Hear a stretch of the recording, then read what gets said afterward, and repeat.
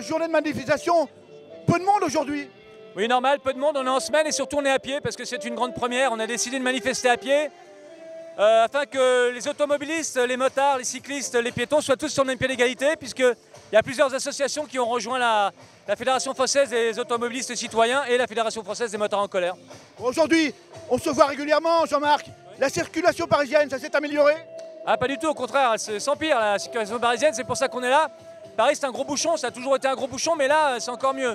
Rétrécissement des voies, difficulté à circuler, problème de transport avec les Parisiens, enfin surtout les banlieusards qui veulent rentrer dans Paris.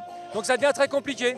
Quel est le rapport que vous avez avec la mairie de Paris? Une écoute, une oreille attentive? Non, il n'y a pas d'écoute de la mairie de Paris.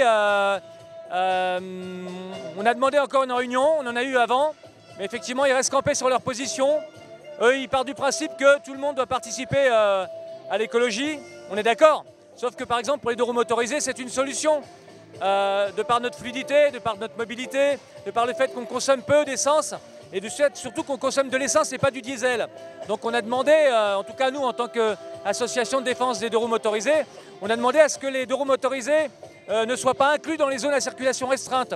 Là-dessus ils veulent rien entendre pour l'instant. Donc ils restent campés sur leur position et nous sur les nôtres bien évidemment, parce qu'on trouve que le deux roues motorisé c'est une vraie plus-value, c'est pas le véhicule idéal bien évidemment, il n'y a pas de véhicule idéal, mais aujourd'hui le deux roues motorisé c'est une bonne alternative dans les bouchons et dans l'engorgement parisien. Qui vit notamment grâce aux véhicules polluants qui rentrent tous les jours, l'alimenter, la faire vivre, amener des employés à l'heure, amener des commerçants à l'heure et amener des marchandises à tous ces gens qui sont comme moi, des Parisiens sans voiture. Ces Parisiens sans voiture ne sont pas contre les véhicules, ils ont juste besoin qu'on repense la ville d'une meilleure façon que ce que Mme Hidalgo a entrepris aujourd'hui. Ce que nous souhaitons, c'est qu'on mette les solutions avant la répression. Comme d'habitude, ici, à Paris, on commence par réprimer les gens et ensuite on leur demande d'obéir, alors que les solutions n'existent pas encore. La preuve, juste derrière vous, vous avez une foule de voitures qui vient normalement par des quais qui sont normalement ouverts et que on a volontairement fermés pour essayer de décourager tous ceux qui ont encore besoin d'un véhicule en semaine et qui ne sont pas des touristes mais des professionnels. Ces professionnels du lundi au samedi, ils bossent pour vous, ils vous alimentent, ils vous servent et ils vous permettent de vous déplacer avec des trottinettes électriques pour aller au BHV acheter ce que vous avez besoin. Si ces gens ne viennent plus, vous irez les chercher à Rungis à pied. Et si ces gens sont découragés, ils finiront par quitter la région parisienne. Et c'est vous, au final, Parisiens sans voiture, qui finirez par payer la note de cet ensemble incohérent qui aura été mis en place. Cette ville ne peut pas fonctionner sans l'aide de tout le monde. Et tout le monde est autorisé à rentrer avec le moyen dont il a besoin aujourd'hui. Nous demandons donc au maire de Paris de cesser de dépasser le pouvoir qui lui est normalement conféré, c'est-à-dire de cesser d'influer sur la vie des millions de gens qui viennent lui permettre d'avoir une capitale encore dynamique aujourd'hui, mais qui ne va pas le rester longtemps à ce rythme. Ce que nous réclamons, ce n'est pas dialoguer avec le maire de Paris qui depuis des années a montré qu'elle ne veut pas de dialogue. Et que quand elle dialogue, c'est uniquement dans le sens qui l'arrange. Comme nous ne pouvons pas discuter avec des élus qui ne veulent pas reconnaître qu'ils font preuve d'excès et qui ne veulent pas devenir modérés dans leurs décisions, nous sommes contraints de demander au président de la République et au ministre d'intervenir pour que la capitale soit enfin libérée d'une gouvernance complètement absurde. Nous voulons aussi que les véhicules qui sont en train de klaxonner derrière aient des vraies solutions pour être rangés à leur place et que les gens puissent se déplacer dans la paix, dans l'espace et dans la propreté. Ce qui n'est pas le cas des transports collectifs en général, qui sont encore plus pollués que cette place. Alors quand Mme Hidalgo viendra nous démontrer que le RER, le métro, sont des endroits accueillants et qu'elle s'occupera des sans-domicile qui dorment tous les jours au métro Strasbourg-Saint-Denis à 2 pas de chez elle, on viendra peut-être l'aider à faire un peu plus de transport collectif et nous nous reporterons de nos véhicules dans le métro.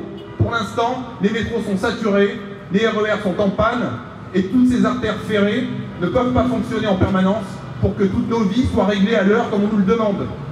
Alors si les Parisiens et les Franciliens n'avaient pas l'obligation d'être à l'heure partout, de la crèche au bureau, de leurs entreprises, chez leurs services, chez leurs fournisseurs ou chez leurs clients, nous ne serions pas en train de nous poser autant de questions sur les obstructions que Mme Hidalgo met en place volontairement.